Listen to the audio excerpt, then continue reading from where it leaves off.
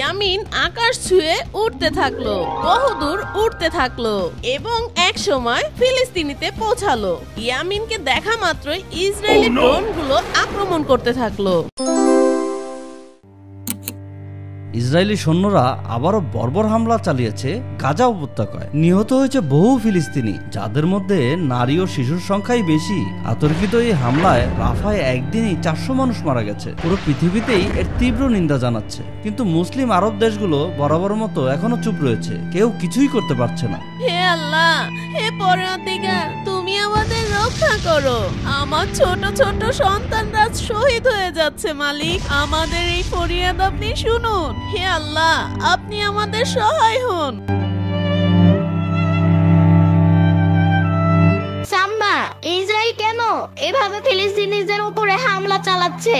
তারা তো সাধারণ মানুষ, ছোট ছোট বাচ্চা, তাদের কি দোষ? ইয়ামিন, এটা নতুন কিছু না। বহু বছর ধরেই ফিলিস্তিনিরা তাদের নিজের ভূমি হারাচ্ছে। ইসরায়েলরা একে একে তাদের বসতবাড়ি গড়ে তুলছে ফিলিস্তিনিদের জায়গায়, আর ফিলিস্তিনিদের ঘর ছাড়া করছে। আর যারা প্রতিবাদ করছে ওরা তাদের দমন করে ফেলছে। বিশ্বের অনেক দেশ চুপচাপ আছে। এই অন্যায়ের বিরুদ্ধে দাঁড়ানোর মানুষ খুব কম আছে। যারাই এর প্রতিবাদ করে তাদেরকে এরা নিশ্চিহ্ন করে দেয়। হোয়াট দ্য ফাক কথা! তুমি দেখে নিও সাম্মা, আমি বড় হয়ে ওদের বিরুদ্ধে লড়াই করে ফিলিস্তিনিদের জন্য বিজয় ছিনিয়ে আনবো।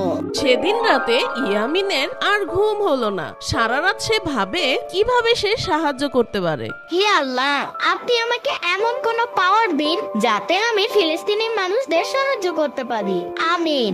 এই কথা বলে ইয়ামিনের চোখ দিয়ে পানি পড়তে থাকে এবং একটা সময় সে ঘুমিয়ে যায়। ঠিক তখনই পাশ থেকে একটি গায়েবী আওয়াজ ভেসে আসে।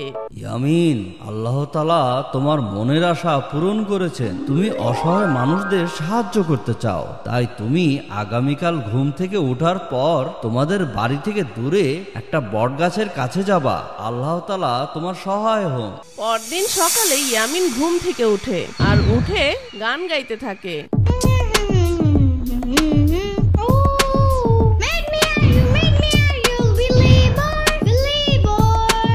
আরে, এটা কি স্বপ্ন ছিল নাকি সত্যি? কেউ মনে হয় আমাকে বলছে আল্লাহ তোমাকে সাহায্য করবে আর আমাকে একটা জায়গায় যেতে বললো।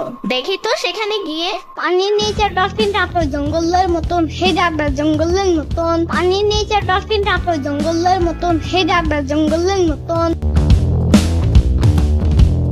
হোয়াট দ্য ফাক কথা! আরে কই, এখানে তো কিছু দেখতে পাচ্ছি না।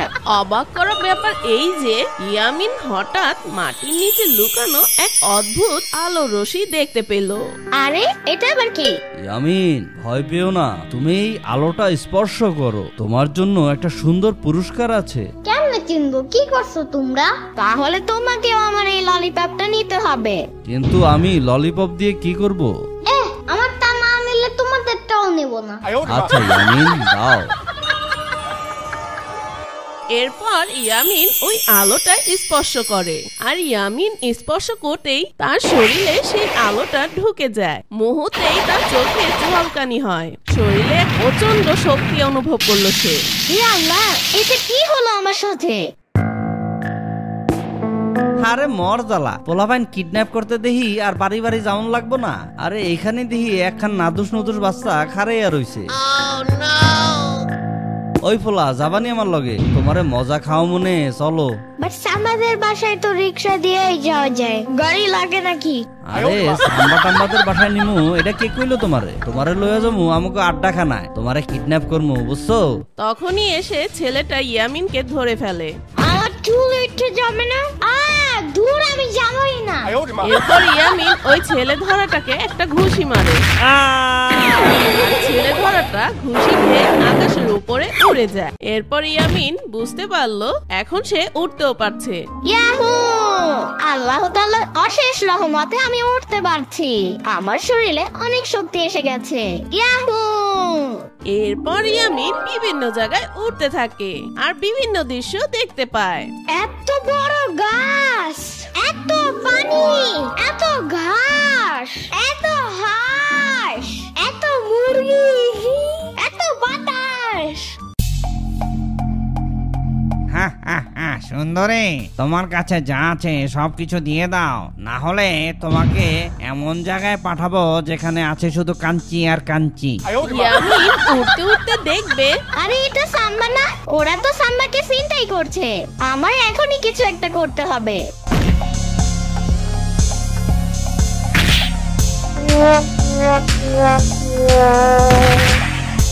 আরে ইয়ামিন, তুমি উঠতে পারো কিভাবে? আর তোমার গায়ে এত শক্তি আসলো কিভাবে? আরে সাম্বা, আমি গতকাল রাত্রে স্বপ্ন দেখেছিলাম।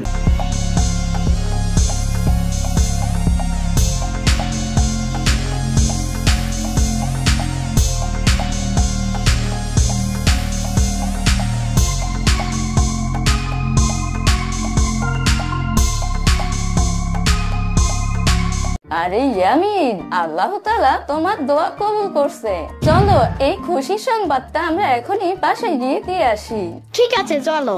আরে দাঁড়াও ইয়ামিন, আমাদের আরো একটা কাজ করতে হবে। চলো আমরা শহরের মাঝে যাই আর একটা জিনিস ঘোষণা করব। ওরা একসাথে উড়া শুরু করলো। এরপর ওরা শহরের মাঝে চলে এলো। ওদের এভাবে উড়ে আসতে দেখে অনেক মানুষ জড়ো হলো। বন্ধুরা, আমি ইয়ামিন। আল্লাহ তাআলা আমাকে কিছু শক্তি দান করেছেন যাতে আমি ফিলিস্তিনিদের সাহায্য করতে পারি। সেখানে লাখ লাখ মানুষদের মেরে ফেলা হচ্ছে। তাই মুসলিম বা মানুষ হিসেবে আমাদের দায়িত্ব তাদের এই বিপদে সাহায্য করা। তাই আপনারা ইসরায়েলি পণ্য বয়কট করুন। ইসরায়েলি পণ্য ব্যবহার আর পান করা মানেই হচ্ছে আপনি আপনার ভাইয়ের রক্ত পান করছেন এবং গায়ে দিচ্ছেন। তাদের পণ্য কিনা বন্ধ করুন। এই পণ্যের মাধ্যমে তারা অর্থ আয় করে আর সেই অর্থ দিয়ে গোলা বারুদ কিনে আমাদের ভাইয়ের উপরেই আক্রমণ করে। তাই বন্ধুরা, আমরা কিছু করতে পারি বা না পারি, আসুন আমরা ইসরায়েলি পণ্য বর্জন করি। ঠিক তখনই সেখানকার লোকেরা একসাথে বলল, হ্যাঁ ইয়ামিন, আমরা আর ইসরায়েলি পণ্য ব্যবহার করব না। আমরা সবাই আমাদের ফিলিস্তিন ভাইদের পাশে আছি। এরপর সবাই একসাথে বলে উঠল, free free Palestine, free free Palestine, free free Palestine. Yamin, তুমি এখন থেকে আর ইয়ামিন নাও, তোমার নাম আজ থেকে আল হক। এর অর্থ হচ্ছে সত্যের প্রতিনিধি। তুমিই পারবে ফিলিস্তিনের অধিকার ফিরিয়ে দিতে। এরপর ইয়ামিন আর সাম্বা ওদের বাড়ির উদ্দেশ্যে রওনা দেয়। উঠতে উঠতে সাম্বা বুঝতে পারলো ইয়ামিন এখন সাধারণ কেউ নেই, তার মাঝে এসেছে এক ন্যায়ের শক্তি। এই শক্তির মাধ্যমে সে উঠতে পারে, রক্ষা করতে পারে নিরীহদের, এমনকি অন্যায়ের বিরুদ্ধে প্রতিরোধ করতে পারে। ইয়ামিন, তুমি এখন ফিলিস্তিনিদের পক্ষে দাঁড়ানোর মতন কেউ।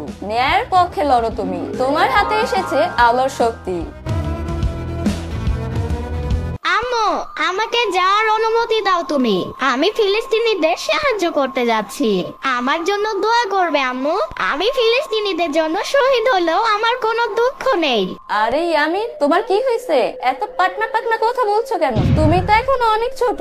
তুমি কিভাবে ফিলিস্তিনিদের সাহায্য করবে? আল্লাহ, ইয়ামিন তুমি উঠতে পারছো কিভাবে? আরে আপু, জানো না তো ইয়ামিনকে আল্লাহ তাআলা এক বিশেষ শক্তি দান করেছেন যাতে ও ফিলিস্তিনিবাসীদের সাহায্য করতে পারে। তাই তুমি ওকে আর বাধা দিও না আপু, ইয়ামিনকে যেতে দাও। আরে শ্রাবণী, ইয়ামিন যদি আর ফিরে না আসে আমি কাকে নিয়ে বাঁচবো? ওকে যেতে দাও ইয়ামিনের মা। আমাদের ইয়ামিন আর আগের ইয়ামিন নেই। ও হয়ে গেছে আল হক, অর্থাৎ সত্যের প্রতিনিধি। ফিলিস্তিনে হাজার হাজার মাসুম বাচ্চারা মারা যাচ্ছে। আমাদের ইয়ামিন যদি ওদের উপকার করতে পারে এটাই কম কি? যাও বাবা যাও, তুমি ওদের সাহায্য করো। ইয়ামিন, তুমি তো এখন সুপার হিরো, তাই তোমার জন্য আমি একটা জার্সি বানিয়েছি। আসি সাম্বা, মুসলমানদের জয় হবে ইনশাআল্লাহ। ইয়ামিন আকাশ ছুঁয়ে উঠতে থাকলো, বহুদূর উঠতে থাকলো এবং এক সময় ফিলিস্তিনিতে পৌঁছালো।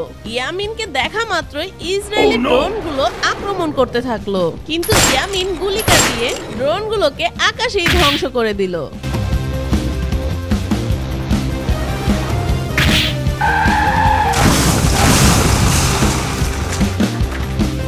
আর ইয়ামিন উড়তে থাকা অবস্থায় বলতে লাগলো, হে ইসরায়েলের বর্বর সেনাবাহিনী, তৈরি হয়ে নাও, তোমাদের জম ইয়ামিন চলে এসেছে।